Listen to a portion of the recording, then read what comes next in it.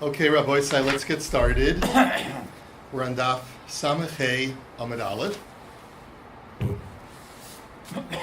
And we had this machlokas yesterday between Rabbi Akiva and the Chachamim. When a person sells real estate, does he sell generously or does he sell begrudgingly? Meaning, when he sells, does he completely relinquish all rights, such that if he sells a house, he relinquishes his rights of access even though he retains ownership to the well underneath? Or does he sell begrudgingly, which means that he holds on to rights of access into the house? That was the machlokas between Rabbi Akiva and the Chachamim. We also learned yesterday that the Amoraim take sides. Rav paskins like the Chachamim, who say that a person sells begrudgingly, and Shmuel holds like Rabbi Akiva, who says that a person sells generously, ba'ayin yafeh. So the Gemara now says, Amar lei, and this is about the seventh line, Amar lei Ravina l'Ravashi, lema azdu l'taimayu. Ravina asks Ravashi, is this not the same machlokes that they have elsewhere? The Amar of Nachman Amar Shmuel, ha'achin shecholku ein lahem lo derech zeh al zeh, v'lo sulamos zeh al zeh, v'lo chalonos zeh al zeh, v'lo amos hamayim zeh al zeh. So Rav was quoted as, Rav Nachman quoted his Rebbe Shmuel as saying that when two brothers inherit an estate, say they inherit a field, and they want to divide it among themselves. So one brother wants to take the northern part, the other brother wants to take the southern part. When they divide, they completely divide. And what that essentially means is that the one brother says, I'm hereby divesting and completely giving to you any stake that I have in the north field, so that the north field is totally yours. And the brother in the north says, I hereby divest any holding that I might have in the south part, and therefore all of it is yours. They've completely and generously and wholeheartedly relinquished complete and any rights to the other brother's portion, which seems to imply that when a person gives away something, gifts or sells something, he's giving it ba'ayin yafeh, he's giving it away generously. And how do I know that? Because, as Shmuel says, that when the brothers do this, they no longer have access rights. Which means, let's say the guy in the south field can only access his field by going through the north field. So he has to buy that access, because once they've divided, made a clean break. And furthermore, if let's say they divide a house, one brother takes the upper floor and the other brother takes the lower floor, and the lower floor also includes the surrounding property, the brother on the upper floor cannot say, well, I have rights of placing a ladder on your land in order to access my upper floor. So no, you don't, because we totally split it, and when we split it, you gave me all rights to the lower level.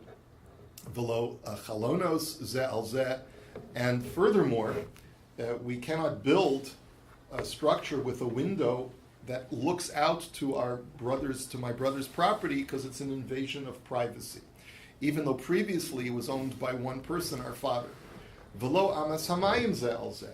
And furthermore, if there's a body of water running through the northern field, the southern field cannot say, well, it's coming to my property, I can take the water from it, or I can divert water from it. So in other words, so you see it's a totally clean break. So Shmuel is therefore consistently holding that when a person sells or gives away something, he gives away generously without maintaining or without holding back any rights at all. How do you impute something to someone when they didn't sell it? It's totally by default. This is the product of It isn't default. It is not default. The brothers inherit a property and they own it divide expressly. And then they choose to divide it. Okay. You got it?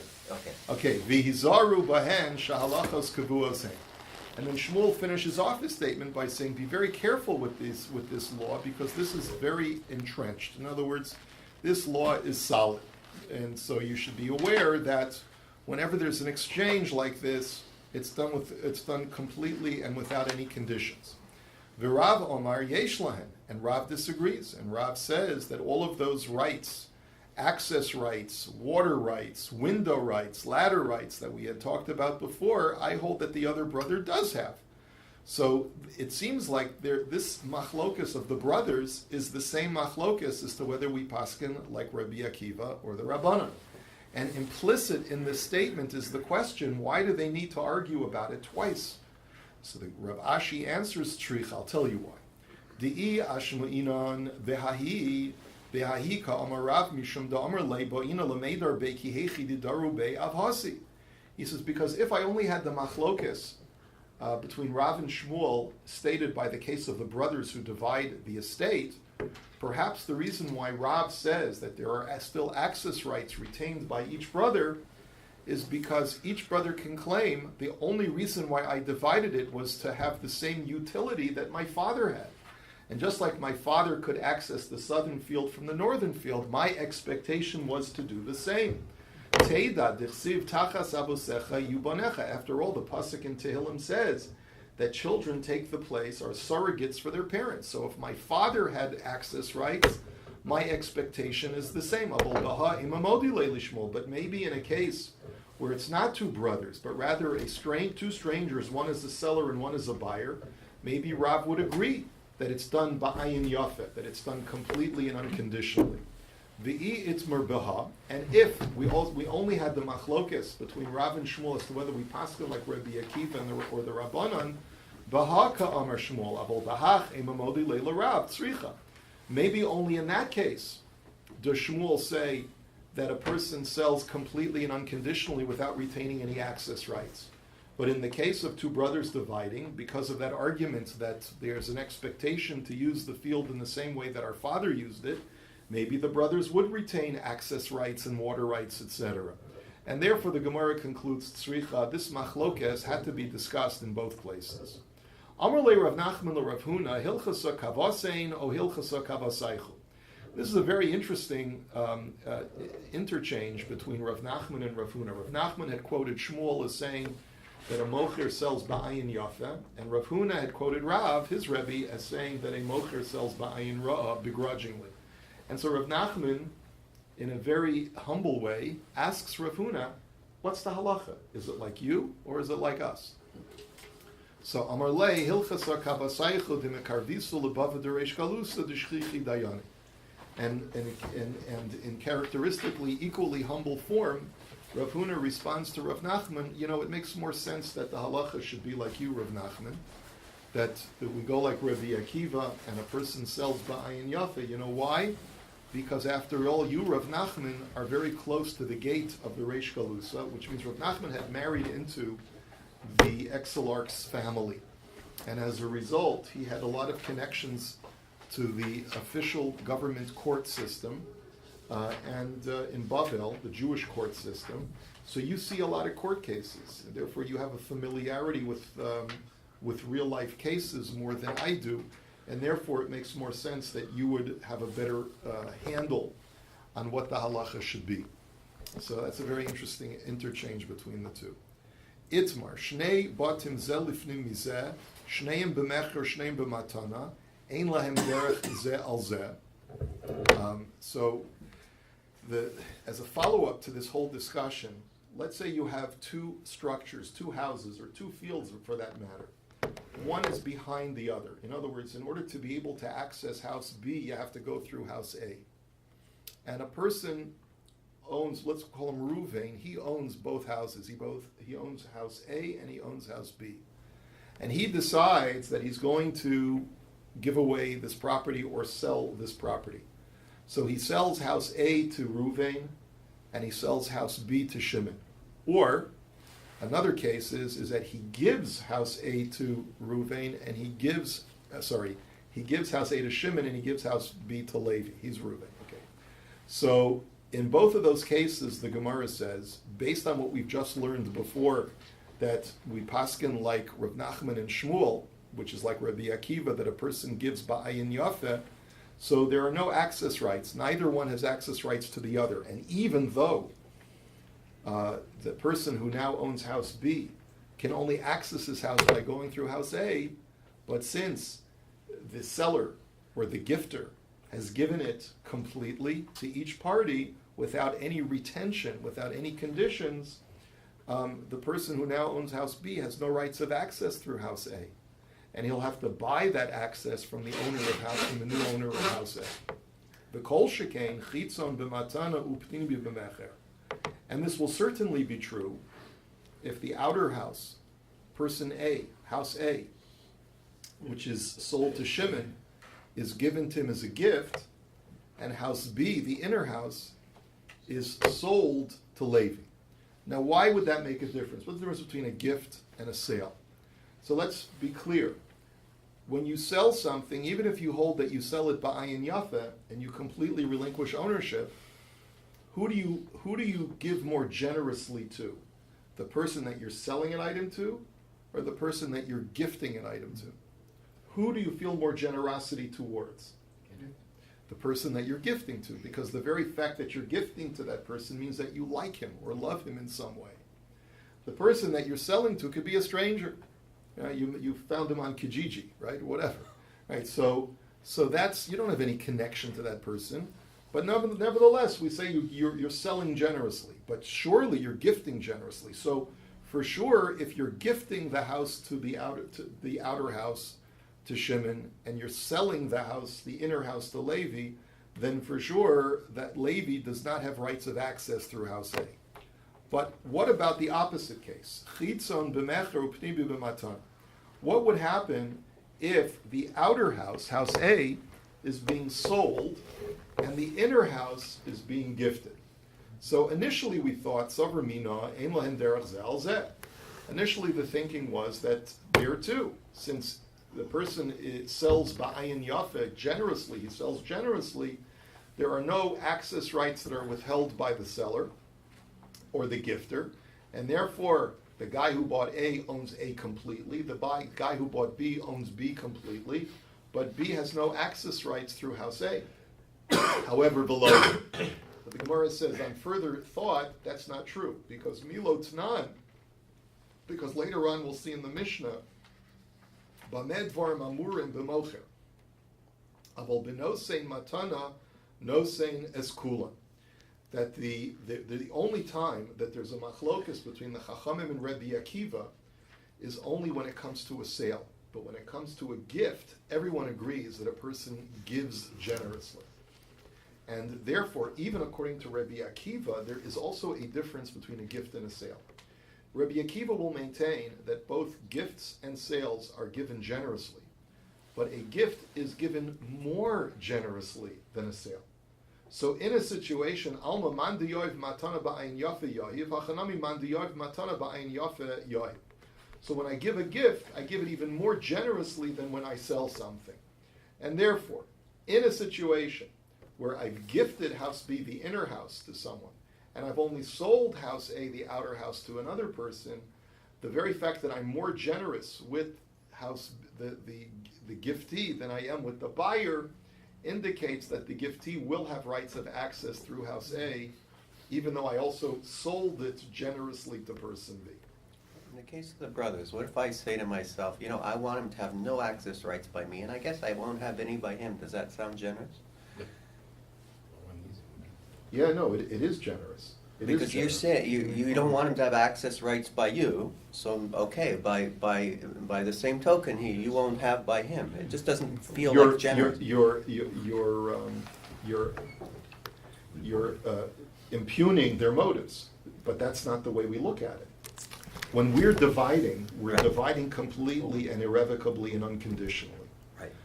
I'm relinquishing all rights in the northern property, and you're relinquishing all rights in the southern property. That's implicit. We're not trying to retain, we're not trying to hold back anything. That's the idea. If we're not looking at it as, well, what was my motive for doing that? Because so I'll give him everything so that he won't have anything in mind.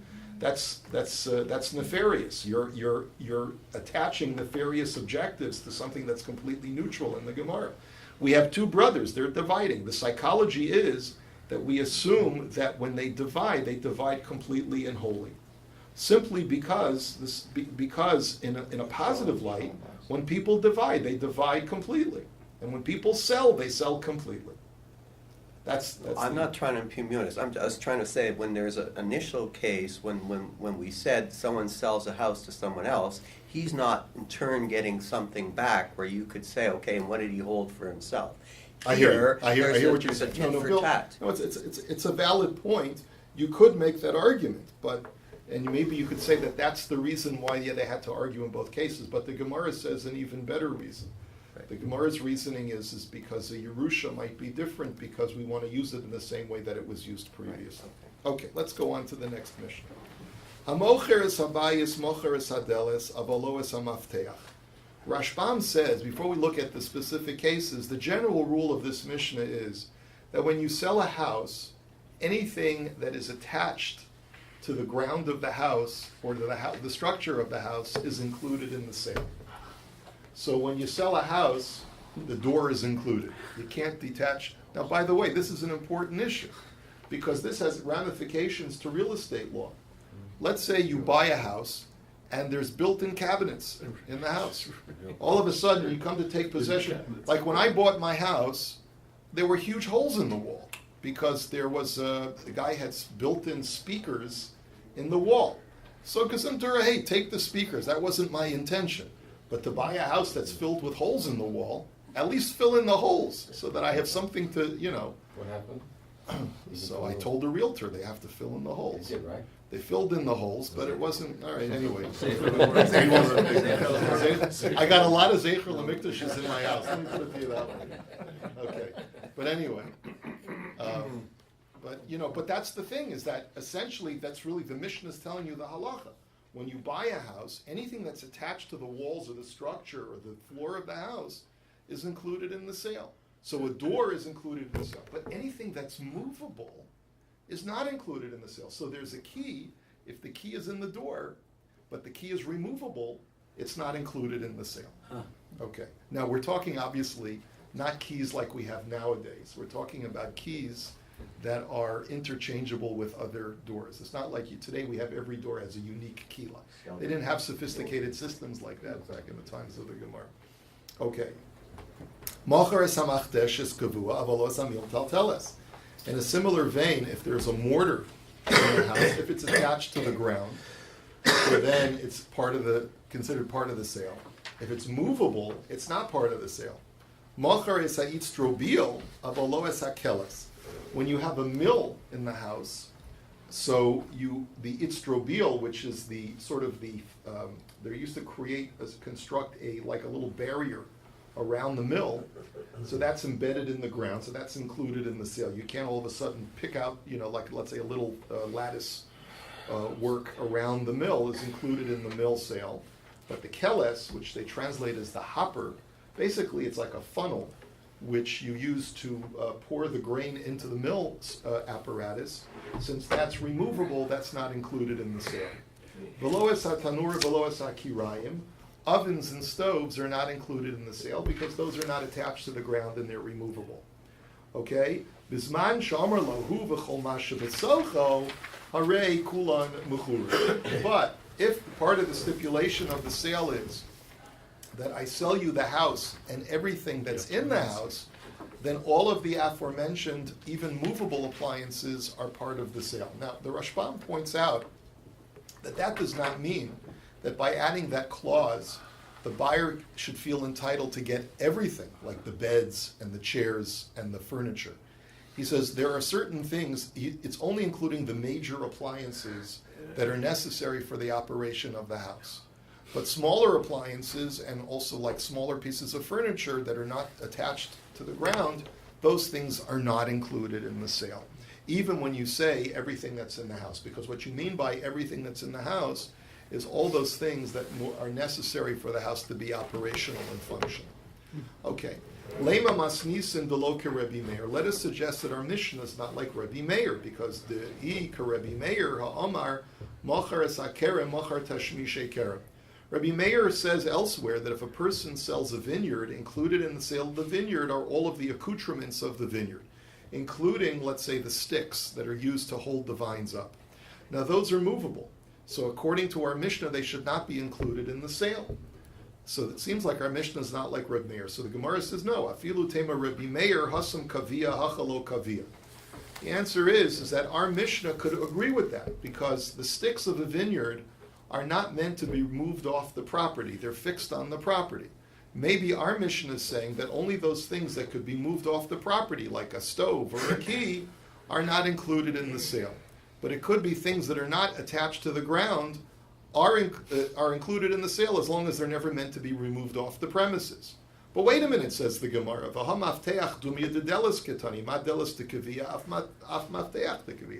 that's not going to work out with the example of the key, because the Mishnah had contrasted the door with the key, which implies that the key is attached to the door in some way. In other words, it's a key that's meant to be, you have different kinds of keys. There are some keys that are used as deadbolts, like they're attached to the deadbolt structure. And so it sounds like this kind of key that we're talking about in our Mishnah is in the door. So even though it's taka removable, but it's not meant to be taken out of the door structure, because you need it in order to ever lock this door. So it seems like because it's movable, even though it's not meant to be removed from the premises, it's not included in the sale, which is not like those sticks. So Ela machvarta masnisan delo karib meir. So the Gemara says, you're right. We'll have to conclude that it makes more sense to say that our Mishnah is not reconcilable with Rabbi Meir. Tanu Rabbanan, hamocher es habayis mocher es hadeles ve'es hanagar ve'es haman'ul avalo es hamaftech. So the Brisa now says, it's going to say slightly differently from our Mishnah.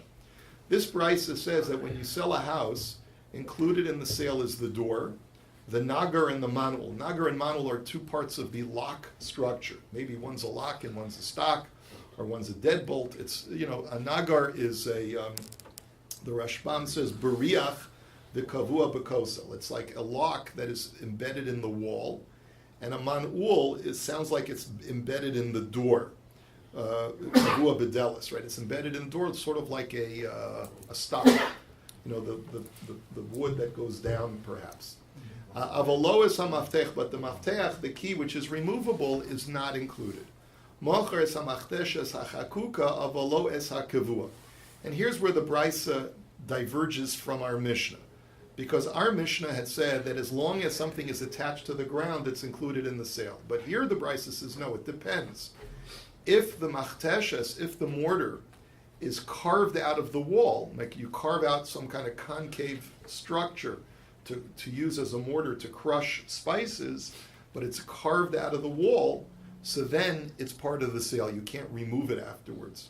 But if it is something that was built separately and then cemented to the floor or to the wall, then it's not included in the sale and it can be removed.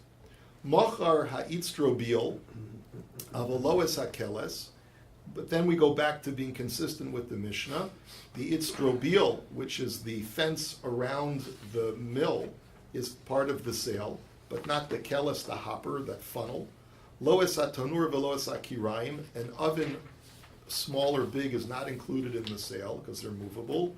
Veloes harechaim, and a mill is not included in the sale either, but which is also different from our Mishnah, because our Mishnah had said that a rechaim, which is attached to the ground, is included in the sale. And that's why Rabbi Eliezer says, Kol hamachuber lekarka harei kakarka. He says, no, anything that's attached, even if it's cemented afterwards to the ground, is part of the sale. Bisman shomer lahu v'chol masha b'socha harei kulan mechurin. But then the Brisa says, like our Mishnah, that as if, however, included in the wording of the sale agreement, the purchase agreement, it was stated that I'm selling you the house and everything in the house, then all of the major appliances are included, even the things that are movable. Bein kach uvein kach, lo machar lo es habor, velo es hadus, velo es hayatzia. But even when he writes that verbiage, not included in the sale is the well that's underneath the house or a shed that is adjacent to the house. Now, Tanu Rabban. Now let's look at the next Brisa. Tzinor shechikako ulabasov kivao posel es hamikva. Kivo ulabasov chikako eno posel es hamikva. So I have an interesting Brisa. The Brisa talks about a block of stone that you're going to be turning into an aqueduct. And the way you turn it into an aqueduct is you take tools and you carve out a concave indentation so that it can be now used as an aqueduct to be able to divert water to a pool which you want to create. But let's say you want to make a mikveh. So you have to make sure that this pipe that you're constructing does not have the status of a kli.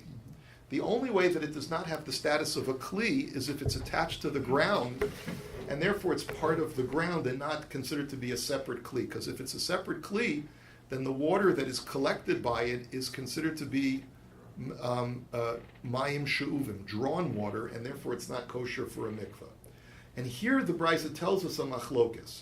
If you have a pipe that you first create that concave indentation, and then afterwards you attach it to the ground, that's considered to be a kli because it was a kli before it was attached to the ground, and therefore the water that's collected by it is not kosher for a mikveh. However, kiva'o, let me just see, let's see, where does he, however, shall eitzel shall evan, right? It's made out of either wood or stone. That's what Rashbam says. However, kiva'o l'basov chikako. But let's say if you first attach a block of wood or stone to the ground before you carve out that groove. So therefore it's completely convex. It's not a kli at all. And then you attach it to the ground, and then you carve out the aqueduct. So then, eino posel es mikvah. That does not make the mikvah posel. So now our question is money, lo Rabbi Eliezer v'lo Rabbanan. So the question is, this brisa, which makes a distinction as to whether the aqueduct was carved before or after it was attached to the ground, seems to go neither like Rabbi Eliezer nor the Chachamim. So which machlokas Rabbi Eliezer and the Chachamim are you talking about? So our initial reaction is that it's referring to the brisa that we just saw. Hey Rabbi Eliezer, Ilema Rabbi Eliezer debayis. Maybe it's our previous brisa. Remember, what did Rabbi Eliezer say? He said anything that's attached to the ground is considered to be part of the house. So it's part of the real estate. So it can't be like Rabbi Eliezer, this brisa, because Rabbi Eliezer makes no distinction as to whether the item was a kli before or after it was attached to the ground. And furthermore, it doesn't seem to go like the Rabbanan either, because the Rabbanan say it makes no difference whether it was a kli before or after it was attached to the ground. As long as it wasn't built from the wall or the ground, it's considered to be detached, even if it's now cemented to the ground, and therefore should be considered a kli no matter what. So the Gemara says, but maybe that's not the machlokas between Rabbi Eliezer and the Chachamim as far as whether it's a kli or not.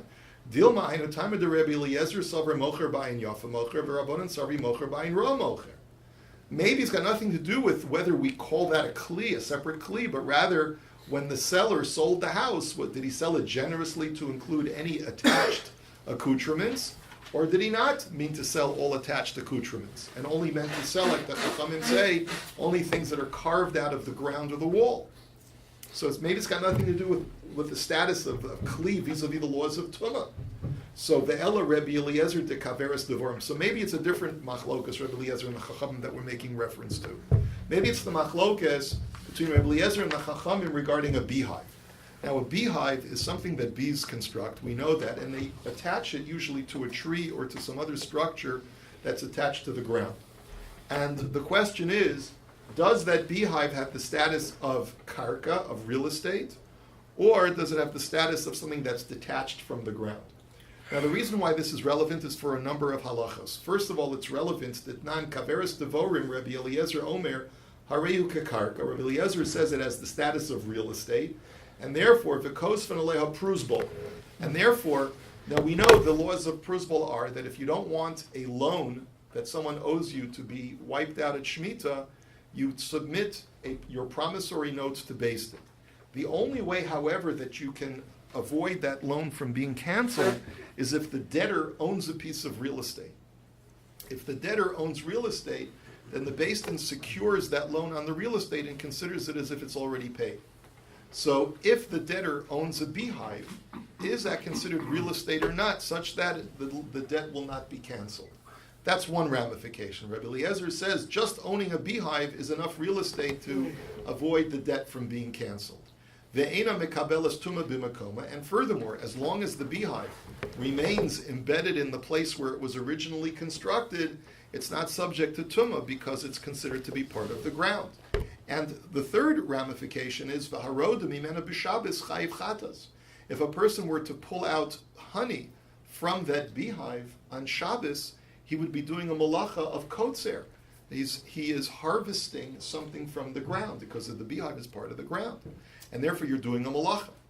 But the Chachamim disagree, and the Chachamim say, Eina kakarka, it doesn't have the status of real estate, and therefore the three ramifications are, Ve'ein kosen aleh pruzbol, you cannot use that as the secure real estate of the debtor. U'mekabelas tuma b'makoma, furthermore, it's subject to being mekabel tuma because it's not real estate. And v'harod mimena b'Shabbos pater.